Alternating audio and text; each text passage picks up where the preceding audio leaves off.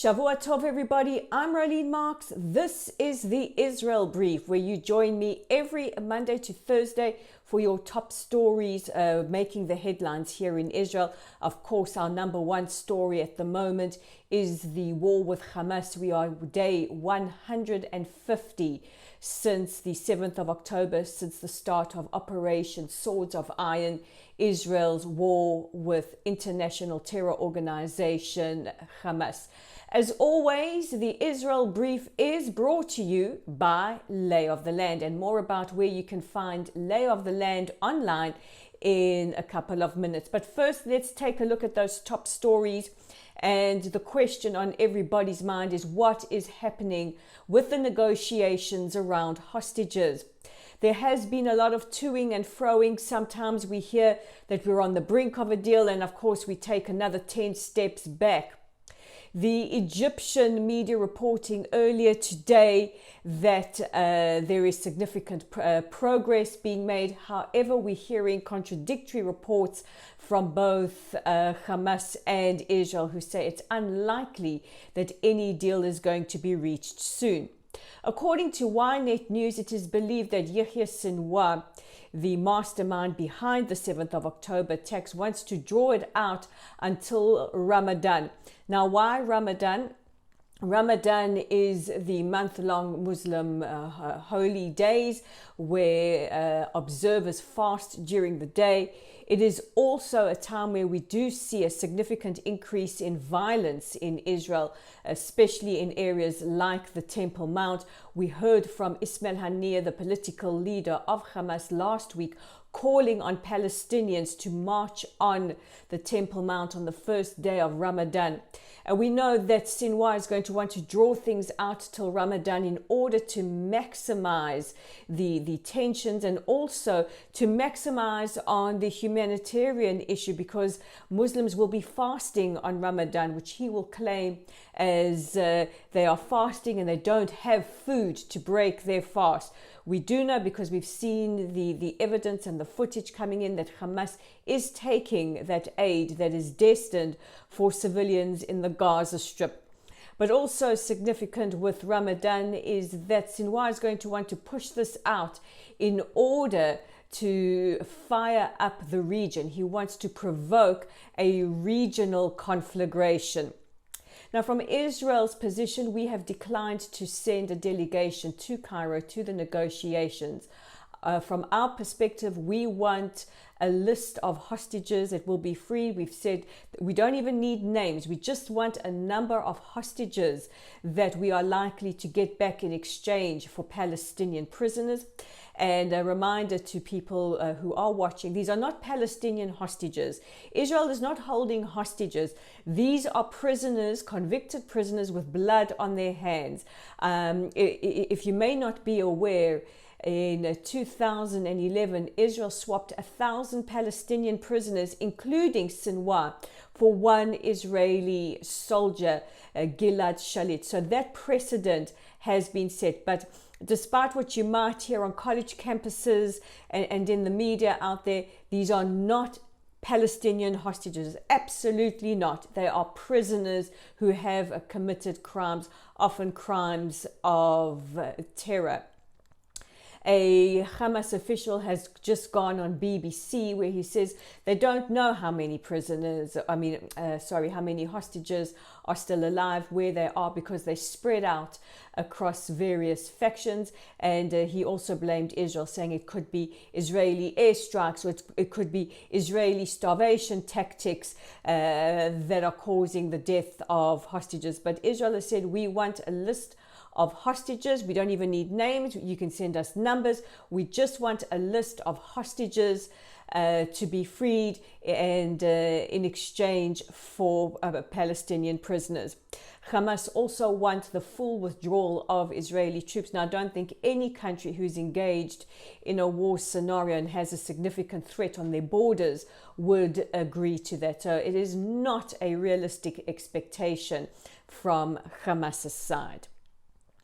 Let's have a talk about that other big story making headlines, and that is what happened with that aid convoy last week in the Gaza Strip. There has been a lot of international condemnation, many, again, rushing to judgment to blame Israel before a full investigation had happened and we had the facts on the ground. Obviously not learning from the Al Ali hospital incident of October the 17th. Yesterday, Israel's chief IDF spokesperson, Rear Admiral Daniel Hagari, in a press conference said, "We did not fire on the convoy. I repeat, we did not fire on the convoy." He went on to say that IDF troops were safeguarding that convoy and they fired warning shots when people were encroaching closer to the tanks. What ensued and what the footage does prove is that it was a horrific case of a stampede and looting.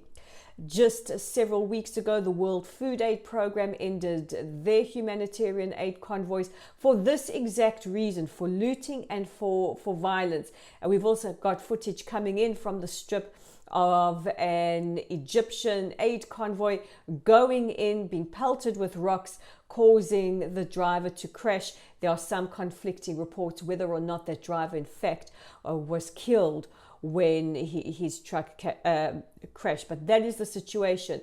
Rear Admiral Hagari also spoke about the amount of airdrops. He said the IDF have helped facilitate at least 21 airdrops. Over 450 packages of food and medical aid dropped in different points all over the Gaza Strip in conjunction with United Arab Emirates, Egypt, Jordan, and France. Over the weekend, the United States conducted their first major aid airdrop, and Canada and the United Kingdom are also considering sending in aid that way. Because of what is happening, the IDF have said they're looking at different scenarios to ensure as much aid as possible goes in. They have reiterated every single day there is no limit to the amount of aid that Israel is sending in. However, they will be conducting a further investigation and also bringing in independent investigators to see exactly what happened with the stampede last week. And as per the government spokesperson, Elon Levy, on X, he has said we have a surplus of aid that is backed up. We need to get it in there, and we need those responsible for the distribution of aid to ensure that it is sent out. So from Israel's side, there is no deliberate starving of anybody, withholding of aid. It's what happens to that aid once it passes from the Israeli custody into those responsible inside the Gaza Strip. But we will look at different ways, new ways to make sure that civilians get their aid. And just to echo Rear Admiral Hagari again, he said our war is not with the people of Gaza, our war is with Hamas. Very often you hear international organizations, NGOs, in particular UNICEF, the United Nations International Children's Education Fund, responsible for the well-being of children around the world, speaking about the plight of children inside the Gaza Strip. Now, of course, we are all upset and devastated by what we see. We in Israel are. We don't want to see our neighbors suffer. We do want to see an increase in the amount of aid getting to them. I'm not saying going in, but getting to them, because we know that Israel's doing as much as we can to facilitate the transport of that aid. But who is talking about Israel's children? We need to be speaking about Israel's children, and so we in Israel will speak for them, seeing that UNICEF couldn't give them a tweet or 2 or 5 minutes of attention. According to the National Insurance Institute, in conjunction with the Institute for Child Safety in Israel, over 19,000 children have been injured either physically or mentally since October the 7th. 84% of parents who were polled said that their children between the ages of 2 to 12 are suffering from anxiety, fear, and emotional distress. We know from the statistics coming in that at least 38 children were murdered on the 7th of October. 2 remain captive as hostages. That's Kfir Bibas, he's 1 year old, and his brother Ariel, who's 4 years old.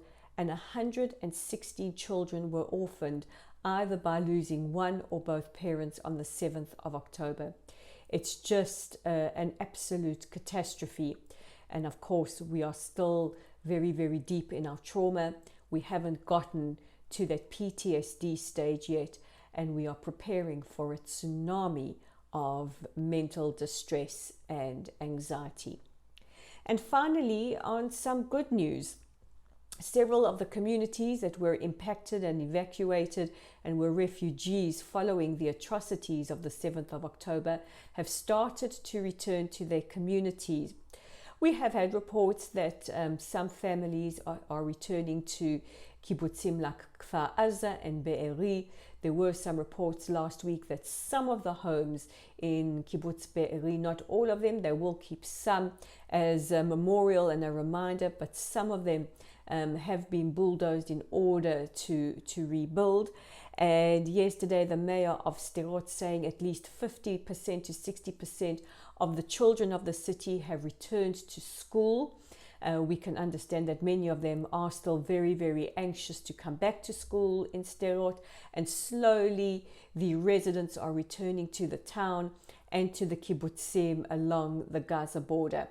We want a situation where both in the north and in the south, all of our citizens are able to return safely to their homes, and we don't have to ever worry about the pogroms, the invasions that took place on 7th of October happening again.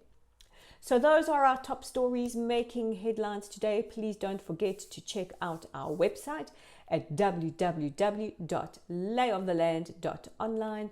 Our Facebook page is at Lottel Site. Welcome to the new members. We are growing. If you haven't joined us, join us. We are on YouTube at the Israel Brief. Guys, if you haven't already, please subscribe by hitting that red subscribe button and share this news from Israel directly to your friends and communities. And we're on X at Lay of the Land 5. I'm Rolie Marks. Guys, take care of yourselves, take care of each other, and I will catch you again tomorrow for your Tuesday edition of the Israel Brief. Bye for now.